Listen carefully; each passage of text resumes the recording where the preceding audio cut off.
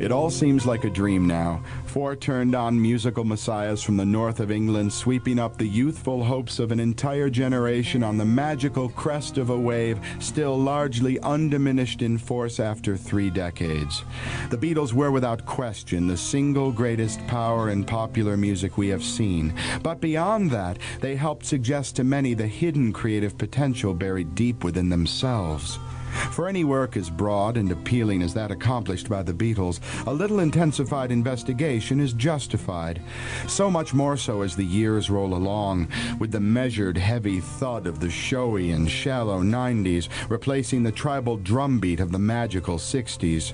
If the Beatles were the harbingers of a new, more enlightened era based on the user-friendly concepts of love, peace, and the quest for enlightenment, then the current crop of potentate pop stars sing in a far more cynical, decidedly less sincere age of personal prestige and gross materialism.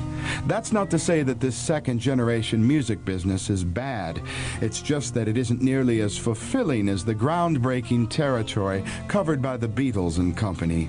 And it isn't nearly as much fun either, which is why so many of us who were there seem content to look longingly over our shoulders. It is the reason the Beatles are still important and should not be forgotten.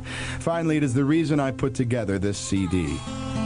Those who dedicate themselves to gathering up the remaining pieces of the artistic jigsaw left by the group do a service far beyond mere souvenir collecting. Imagine if someone had been around to dog the likes of Beethoven, Einstein, Gandhi, Picasso, or Hemingway in the same exacting, unedited way.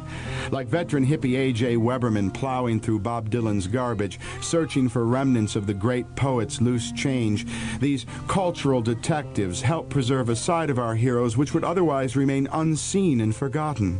This CD, Beatlemania, seeks to contribute to the admirable chore of providing an oral document of the Beatles' great work.